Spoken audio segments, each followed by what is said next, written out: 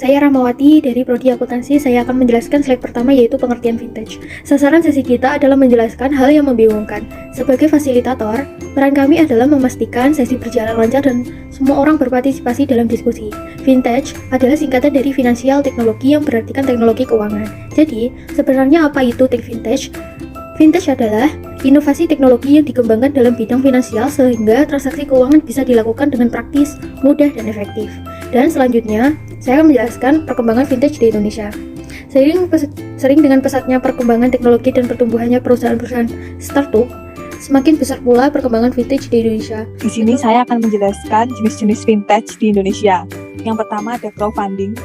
Crowdfunding atau penggalangan dana merupakan salah satu jenis vintage yang sedang populer di berbagai negara termasuk Indonesia. Lalu yang kedua ada microfinancing, salah satu layanan vintage yang menyediakan layanan keuangan bagi masyarakat kelas menengah ke bawah untuk membantu kehidupan dan keuangan mereka sehari-hari. Lalu yang ketiga ada digital payment system. Jenis vintage ini bergerak di bidang penyediaan layanan berupa pembayaran semua tagihan seperti pulsa dan pasca bayar kartu kredit atau token listrik PLN.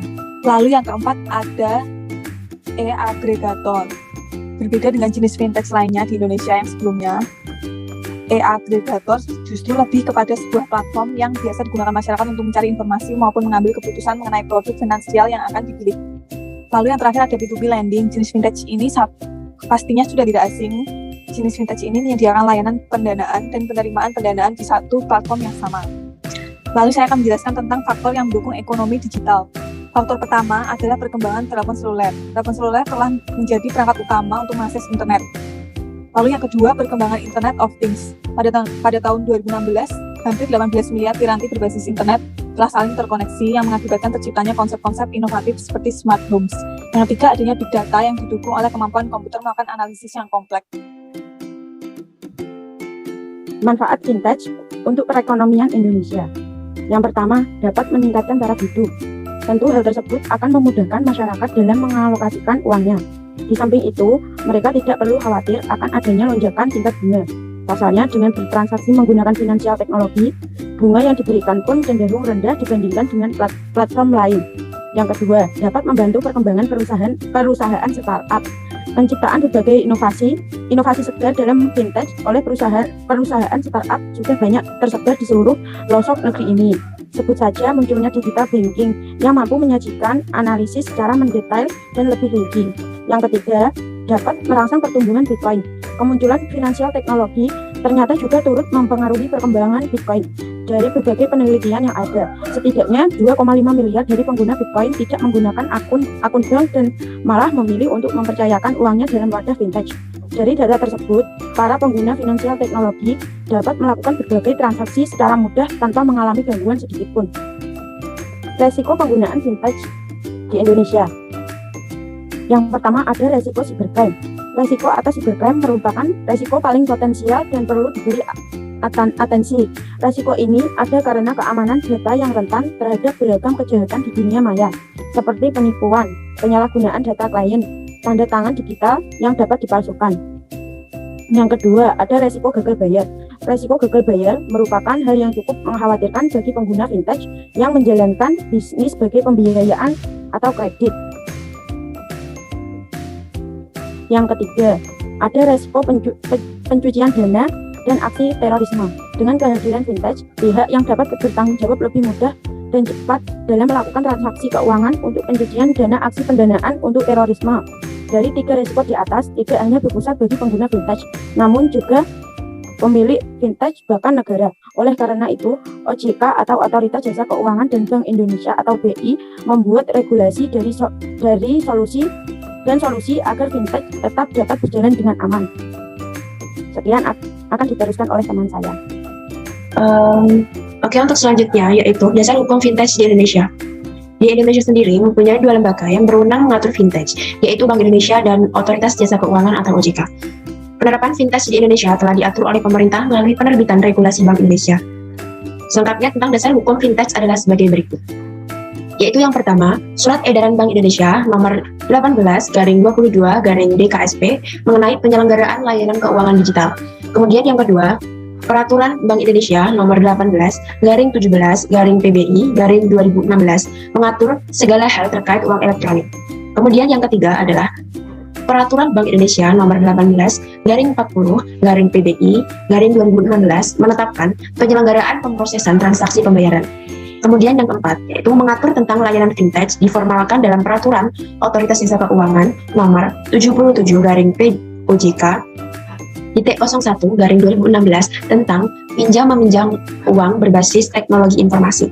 Kemudian yang selanjutnya yaitu Peraturan OJK Nomor 13/POJK/02/2018 tentang inovasi keuangan digital di sektor jasa keuangan. Aturan ini merupakan ketentuan yang memayungi pengawasan dan pengaturan industri finansial teknologi atau fintech. Kemudian yang selanjutnya yaitu pengaturan fintech di Indonesia, yaitu yang pertama Peraturan BI Nomor 19/12 PBI/2017 tentang penyelenggaraan teknologi finansial. Kemudian yang kedua yaitu Peraturan Anggota Dewan Gubernur Nomor 19/14/PDAG/2017 tanggal 30 bulan 11 2017 tentang ruang uji coba terbatas regulatory sandbox atau teknologi finansial. Kemudian yang ketiga adalah Peraturan Anggota Dewan Gubernur Nomor 19/PDAG/2017 tanggal 30 bulan 11 2017 tentang tata cara pendaftaran, penyimpanan informasi, dan pemantauan penyelenggaraan. Kemudian yang terakhir yaitu Peraturan Anggota Dewan Gubernur Nomor 19/45/PDAG/Intern/2017 tanggal 30 bulan 11 2017 tentang penyelenggaraan ruang uji coba terbatas regulatory sandbox atau teknologi finansial. Untuk selanjutnya akan dijelaskan oleh teman saya.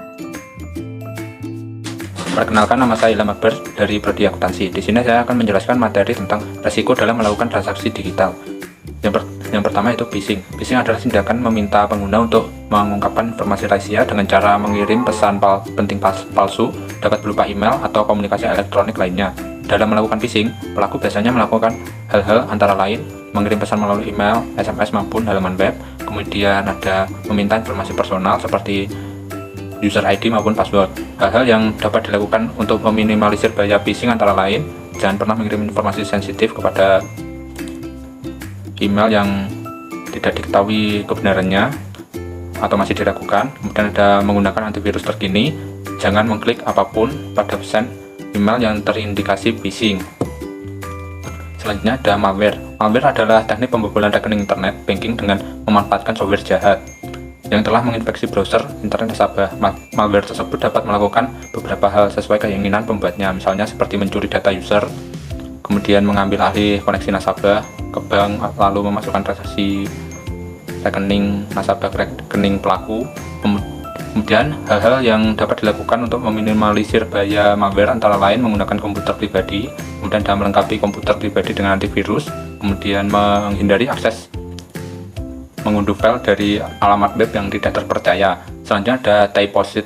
Typoset pada layanan internet banking adalah membuat halaman web yang alamatnya mirip dengan halaman web internet banking suatu bank. Tujuannya untuk menjebak nasabah agar memasukkan user ID, password, dan informasi rahasia lainnya pada halaman web palsu tersebut.